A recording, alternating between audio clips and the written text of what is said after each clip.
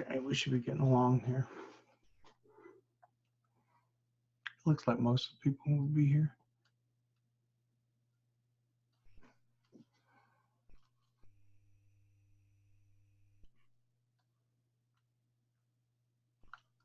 Okay, let's get started. A little bit of housekeeping real quick. As you already see typed in your chat windows. If you don't have your chat windows, please try to find them if you can. But you can use that for posting questions, answering information. There will be a Q&A at the end. Also, we've had a lot of questions submitted in advance, and I've incorporated those into the presentation, so they should be answered. The presentation will be posted online, and hopefully you'll be able to ask further questions through that. If not, you can send them to me by email. Information will be here on the end of the presentation. The idea will also be to have a running thread where people can make comments and ask about things of that nature. There's going to be more writing on here than necessarily you'll have time to read, although I will try to park on some of the slides with a lot of writing in case you want to look at them while I'm talking. But we'll be moving on here so we can keep up with the time. So we'll start by mentioning this, and it's the idea is how to make a hacker feel welcome. I'm doing several different types of presentations on a hacker's look at archives and other cultural heritage institutions. My name is James Havron. I'm a certified archivist, have been for many years, security specialist, and a certified ethical hacker, which means that I have been trained and continue to train as a hacker, the same way a hacker would approach a system. I approach the system. My purpose is different. A criminal hacker is trying to get into your system to do mischief, and they're going places they don't have the right to be.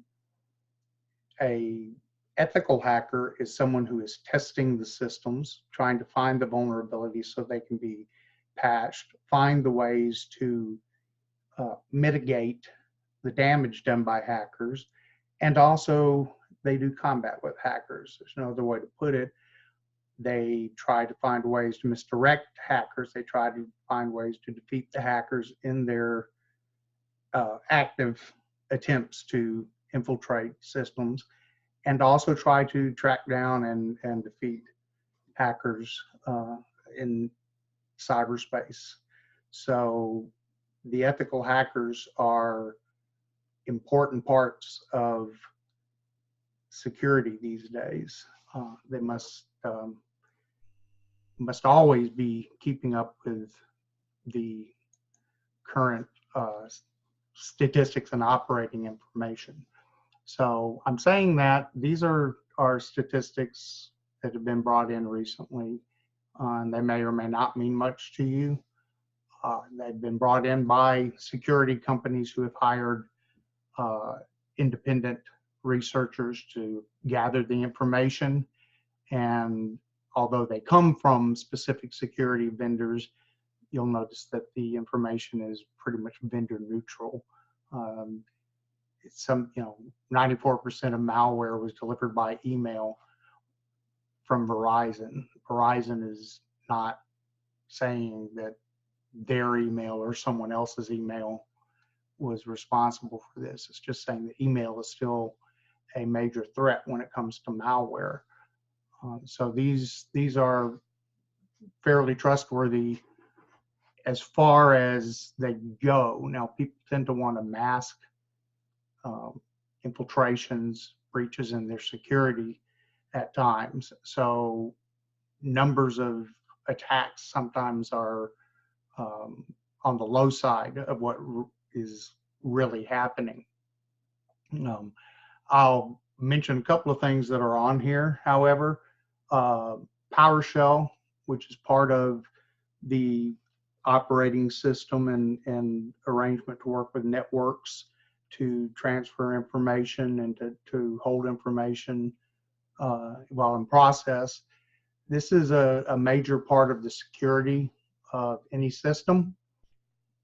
It is also a place that in recent years hackers have made part of their target when getting onto a system, because when you're in PowerShell, it's possible to learn to blend in, and hackers, malicious hackers, can be on machines for a very long time, as long as they can blend in. So they get into the PowerShell, and the average amount of time that people are on systems from the first time they get on until they're discovered is pretty long, till they're discovered and all the damage is mitigated. It's pretty close to a year sometimes. So that PowerShell infiltration is pretty important, and you'll notice that it was 1,000%, actually over 1,000%, from 2007 to increase from 2017 to 2018. You'll see that a lot of these things are international. The Internet of Things is something that's really important. These are all the little devices you have that collect data, create data, whatever, and they seem very small with very limited range, etc. But they do hook into the internet, and they are major vulnerabilities. They're frequently the Internet of Things, or I like to call it the network of everything. These are all the smart devices. Security specialists have a tendency to call them the not so smart devices. But the mobile applications are also things that really have sped up vulnerabilities for hackers to use. So if you have anything to do with any of these, then they're risk factors. There are many more, of course. So I'm going to take this moment to mention also that I'm working from my home office, and my home office at this time, we've just moved and we haven't gotten everything partitioned off, and we have dogs. So if you hear any barking in the background, that's just we've unleashed the hounds, and they're still exploring their new territory. So I apologize in advance for that. So in looking at how we make a hacker welcome, or if you want to flip it, make it unwelcome, these are the main things we want to look at, is what a hacker is. What is a hacker, and what does a hacker do? Some of the things that they do, and why it's important for archives and heritage organizations to know this and deal with this. And then what we independently can do to help keep hackers from feeling welcome on our devices. Often in our organizations, a lot of things are under control of other people, information technology people, etc. But there are things that we can personally do. So those are what we're going to look at. So this is a basic premise that I have as far as cultural heritage, and this focused in some degree on records, because I talk a lot to archivists, but it's that we are the people, once we take custody of these materials, that are responsible for them. So if you take materials and you hand them over to your IT department and say, put these on my server and keep them safe, you've just handed over the custody of the materials that were put into your custody and which you assumed responsibility for. It's not so easy to transfer that responsibility, particularly if there was a deed of gift bringing them to you.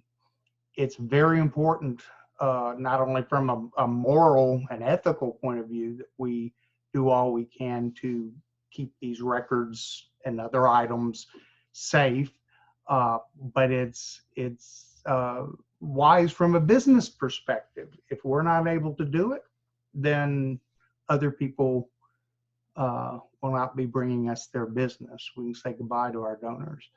A real quick comment that I was with a group a few years back, and they had two different discussion groups that were talking about donating items to archives. And in one case, a person asked how they knew that we kept things safe. How were we going to keep it safe? And a person in our group said, well, we're professionals. We train on this.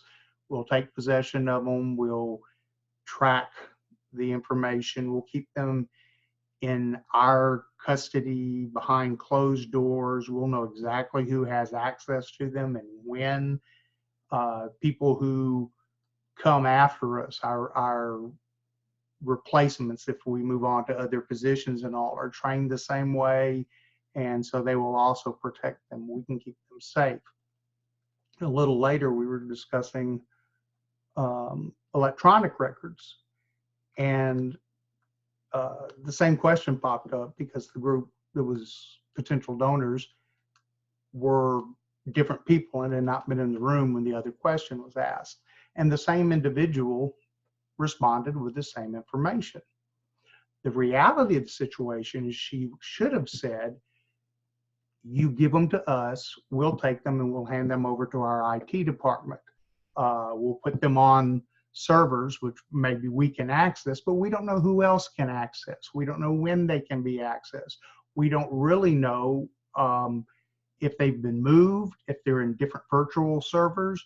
We don't know if the person in charge of them now are the same people that were in charge of them at the beginning.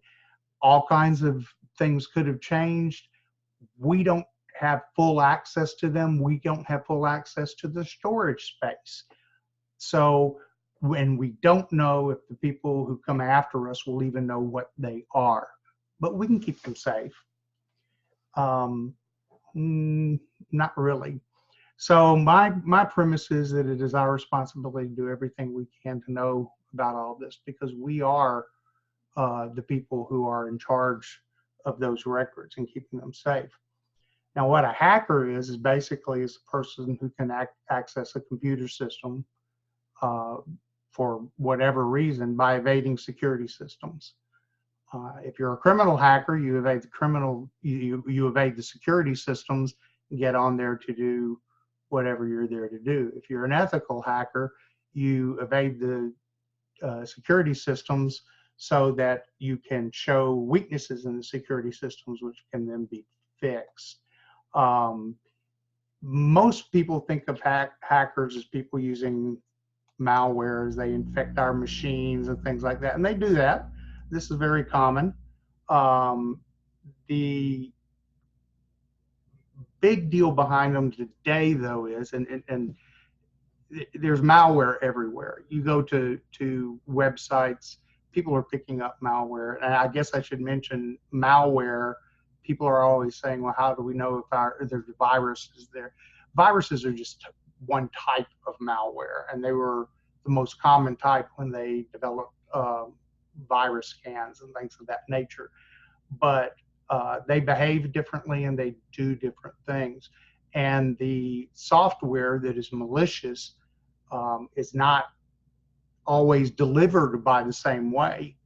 So it could be a payload, if you will, on pieces of information brought into your computer. It can be attached to various different websites. They have drive-bys, as they call them, where a piece of malware will be stuck on a website and very quickly downloaded to anybody who attacks the website or comes to the website. And even if the website, if you're Amazon and you discover it a second after it's been put on there and you wipe it off and get it clean, during that second, thousands of people could have picked it up, and then it can go on from there. So yes, we use malware, but one of the things that that they do. They try to trick you into giving away information. That's one of the biggest concerns that we have. We're always worried that someone is going to steal our identity somehow. And the problem is we don't think of stealing our identity correctly. It's not necessary to get enough information to take your social security number and make people believe that they're you or something of that nature. All they need is to be able to use your credentials somehow to do something that you are not giving them permission to do, but make it look like it's done in your name. Recently, one of our organizations suffered a major phishing campaign. A lot of members were attacked by people whose names were members of the organization. I was able to trace it back to a set of contacts that were members lists from Facebook, and someone had gotten into somebody's Facebook account and used their contact names to come onto us. But in that sense, they were stealing someone's identity. Hackers, want our money, or they want information that'll help them get money. And we also have hackers that are political or enemy of the state, and they're sponsored by other states. I'm going to apologize right now. I've not been well recently, and I am pausing, saying and all this other, so I hope that isn't too distracting. So those are the things people see hackers normally doing, and that's still the thing. But the model of attack for hackers is a little bit more detailed than people believe or think about these days. One of the biggest parts of hacking is the reconnaissance or surveillance, learning what you can about your target and using that in a way that you can get into their system in some way. These phishing scams that people look at and they go, I've been phished again, et cetera, and all that. It's often good to be able to send pertinent information that's in these original emails to somebody who can track them and find out what kind of risks are out there, because they're gathering information to use to attack people. And it's not just, if you get something that asks for your login information and credit card number or something like that, yeah, that's bad. But just the fact that you accepted the email, that your email was downloaded, tells them that there's somebody at that email address and that they're connected to something, etc. That is a piece of information that can be put together to use for an attack. Then once you get that information together, you look for the vulnerabilities in the system that they have, and you figure out a way to break through those vulnerabilities. You take the information you have, the tools that you have inside, and they become your weapons for the attack. You then put code or tools or whatever in the environment that you use to make it possible for you to maintain your control, and then you exercise that control to succeed in your objectives. At that point in time, it's usually referred to as you're owning your target, your victim there, if you want to.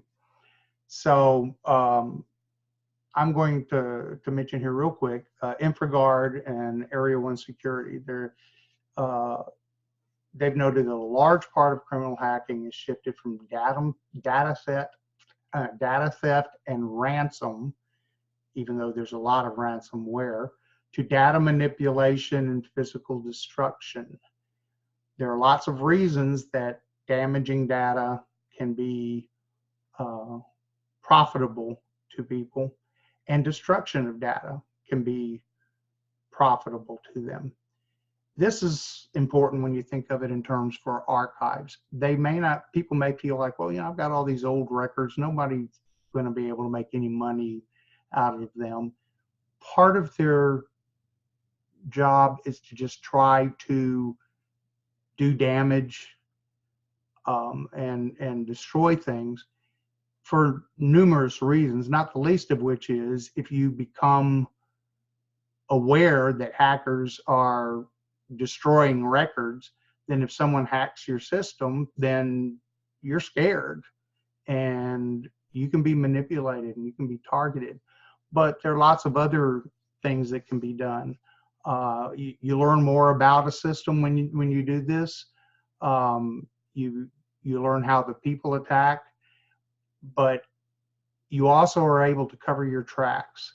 And one of the reasons why people attack or hack targets that you wouldn't think would be particularly profitable is as part of their surveillance and reconnaissance.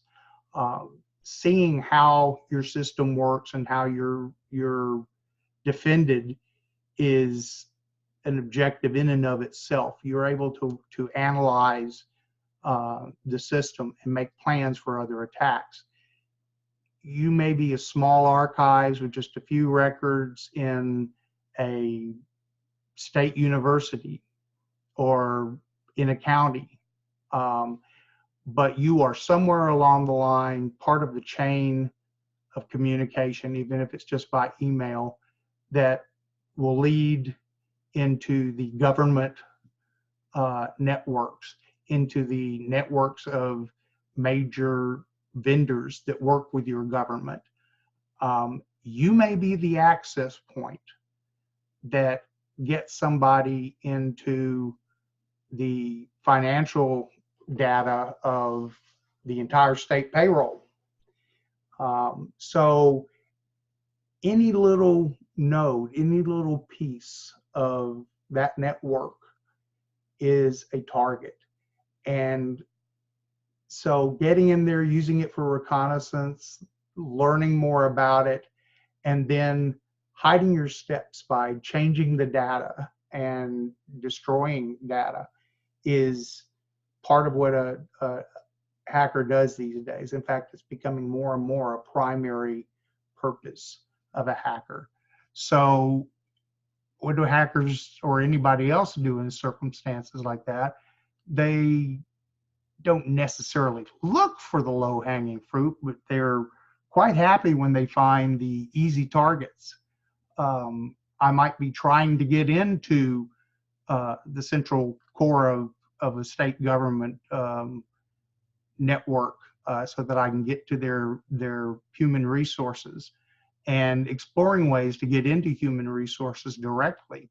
But if in the meantime I find some little archives off to the side that has not been given enough resources to make it secure, and I can get into it and hack into its emails and find things that allow me to get credentials that move me on into human resources, that might be my way in.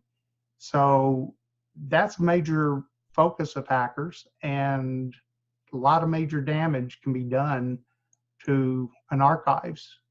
So the ethical hackers do all this stuff too, but we do it with permission. We have get out of jail free cards, as we call it. We have contracts that allow us to do this and to bypass the security and do what hackers would do. We don't destroy your records, but we might leave a marker there that shows we've been there and could have done it. But to be effective in this, it's a highly specialized field, and these are some of the things that you need to know. To be certified, you not only have to know all these different things, participate in these different areas of knowledge, but you need to physically demonstrate you can do it. It's not just go out and take a test somewhere and say you've been doing this for some number of years.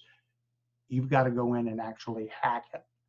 And so hackers, certified ethical hackers, are constantly training, doing challenges, war games, interacting with each other, challenging each other so that they can continue to do that.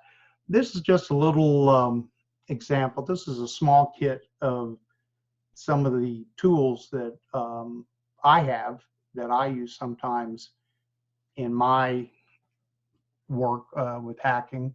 Don't know what all you can see. That's an emergency response ID, and that's another ID.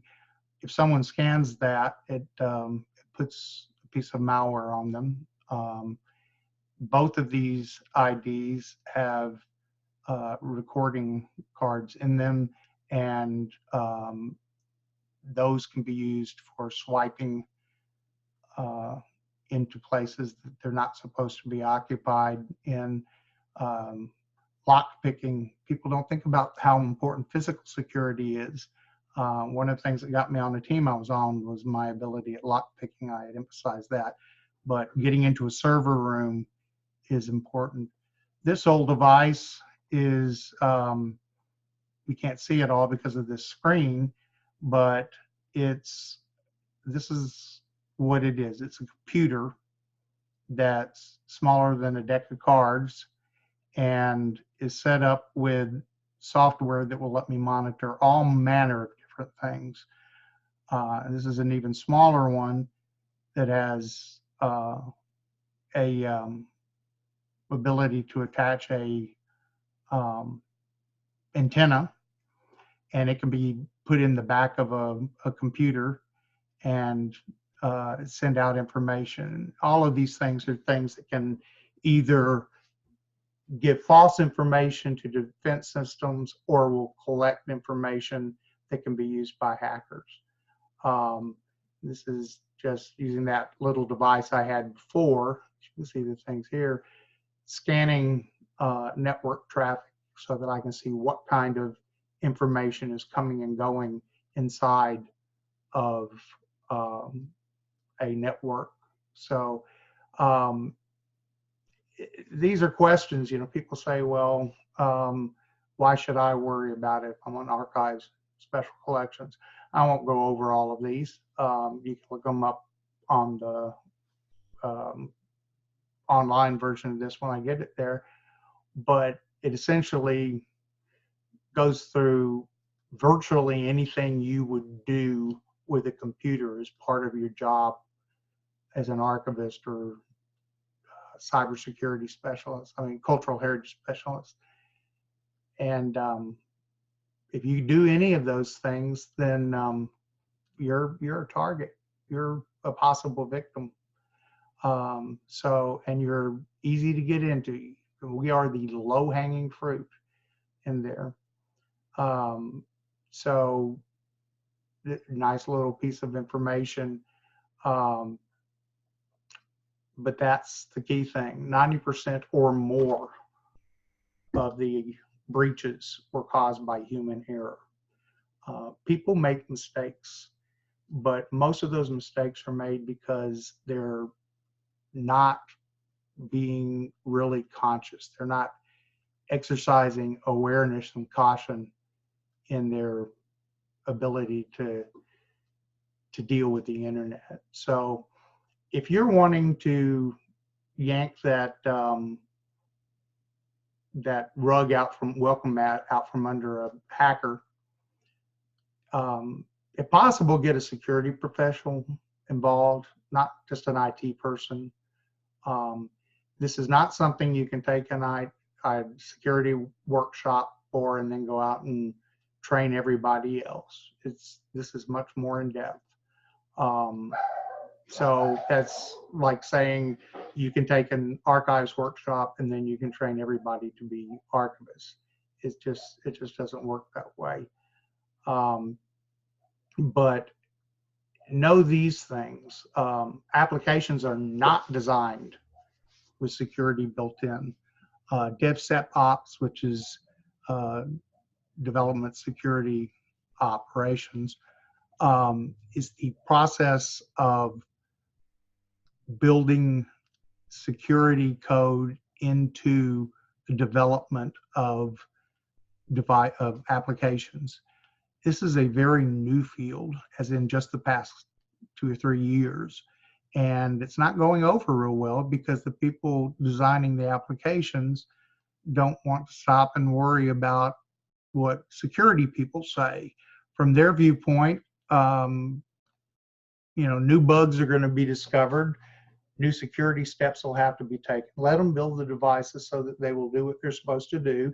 And then the security people can find the vulnerabilities and patch them.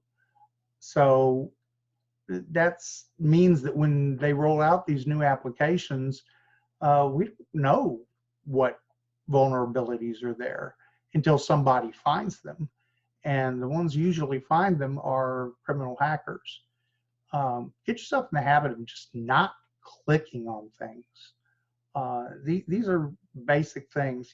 If you don't know what it is when you receive it, you're not expecting it, contact the person who sent it to you separately from that email, and then check and see if this was really coming. I might add that steganography, the hiding of code inside the code that produce photographs or graphics, has become very, very popular. And 7 or 8% of web pages viewed have graphics or images on them that have hidden malware in them. You click on them, you've just opened a can of worms that you frequently aren't even aware of. The use of old methods to deliver new ways of punching holes in your vulnerabilities. This is becoming very common. So if you can take something that 10 years ago was a vulnerability, an attack framework, something that people can use to poke a hole in your security, and people aren't thinking about that anymore because it's 10 years old, but they resurface, and yeah, they work on it. You need to back up everything you can, and you need to check to make sure the backups work. It's also good to have some copies of backups that are older and have not been connected to the network. People get on computers and stay on your computer for 200 plus days before they execute their attack. And they've already downloaded their malware, their ransomware. So you've been backing up your computer for 6 months and reusing the backups, but you've got 4 or 5 different versions of the backup, but they've all got that malware on them. So when the attacker drops the bomb and releases the ransomware on it, you think, well, that's easy. I've got my backups. I'll just replace it with a backup. But they're all infected as well. You might have to lose a lot of stuff you've put in the past 6 months if you go back to one that's a year old. But if it wasn't connected to the network, it hasn't been infected. So that may be the situation you need to go to. And if you're allowed to disconnect from the network, and I don't mean just turn off the connection to the wireless or something. I mean, turn off the wireless capability on your computer. Switch. There will be a switch on your computer where you can turn off wireless, and your wireless hardware is not working, and that will keep anything from being downloaded onto your computer when you're not away. Um, phishing attempts, people trying to persuade you to do things that to their advantage. These are the obvious ones, or the please come to my website and log on and give me all your information and stuff. But some of them are very, very sophisticated. And I've had archivists constantly telling me, well, I already learned how to recognize phishing attempts, but I've seen some phishing attempts that are very difficult to analyze. In fact, we've had some that have been put next to legitimate messages, and we knew that there were at least 7 obvious things in the phishing email that were wrong, and put them in front of security specialists, and it's sometimes taken up to half an hour to figure out what all 7 of those were. These are specialists in this. So don't assume that you recognize phishing attempts. Exercise excessive caution, and don't think that if you download something or you receive an email that's a phishing attempt, that if you didn't respond, that nothing was done. I think I mentioned earlier that just the fact that you're able to accept it gives information to the phisher. Then report them. Your original email that you get can be saved with headers. Sometimes you have to tell it with headers, but you can save it with headers to a zip file. And if you don't have zip on your computer, you can get 7-zip or WinZip or something of that nature. Clear it with your IT department if you need to. And this will save all of the headers. If you just forward an email, it changes the headers. Headers are the information in the email that include, among other things, they include where the email's going and where it came from.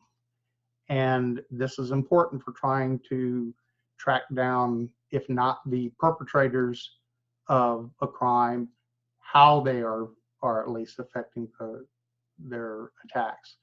So take those and deliver them to your security department.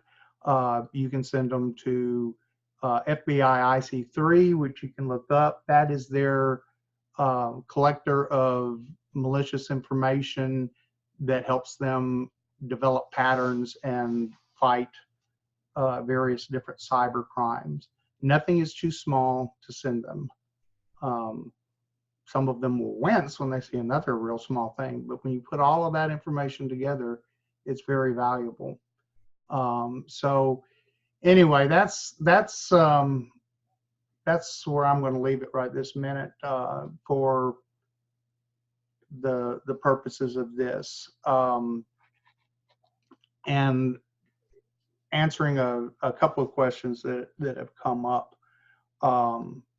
The question on ransomware in particular, people are all concerned about how you fight off ransomware.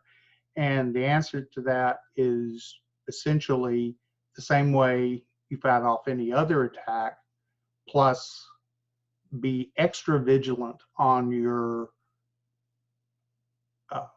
backups. Keep a backup that is secure and is not connected to the system. And I would keep them at least a year back. You don't have to make them as often. Make one every 3 months. But have them on a hard drive that's not connected to your system. Then be very careful about what you download or what you click on. And if you practice this, you'll start developing a new concept of what constitutes very careful. I tell people they need to develop a cyber mindset. Archivists, after a while, learn to walk through the stacks, through the shelves, and without even thinking about it, they'd notice if there was a whiff of something musty or there was a drier spot in one end of the aisle than the other, temperature changes, sign of rodents or insects. They don't even have to really think about it. They're looking almost subconsciously for that. Develop that same kind of mindset. Be aware when something comes and goes. Don't specifically get so caught up in your communications that you don't stop and look at what they are and examine each one. Don't assume someone else has got your back on this. You're responsible for what you do and what you make part of this. The other questions that's connected with this is has to do with what is the most important single step you can take to defend yourself on this. I'm going to say this, but there's an add-on to this, an addendum. You need to develop policies and procedures. Now, policies and procedures usually mean somebody comes up with some neat ideas and the way things are done, and they put them in a big notebook.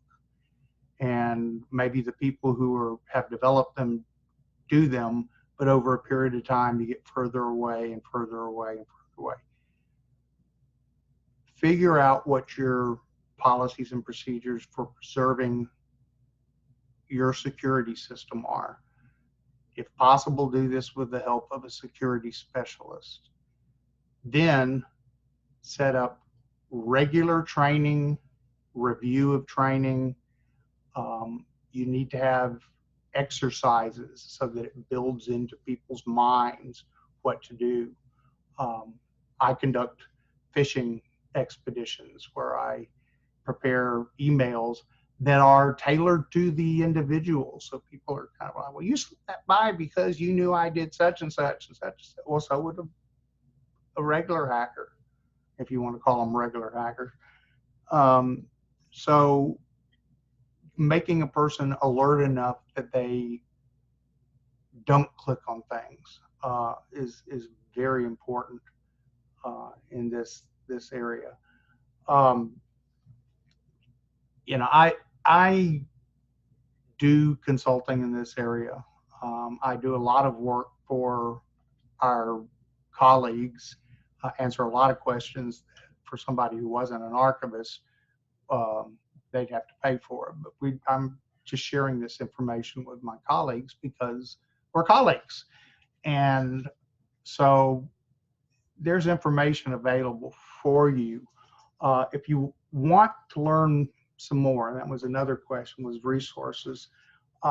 It really depends on where you are in your awareness of your security and what you're able to do.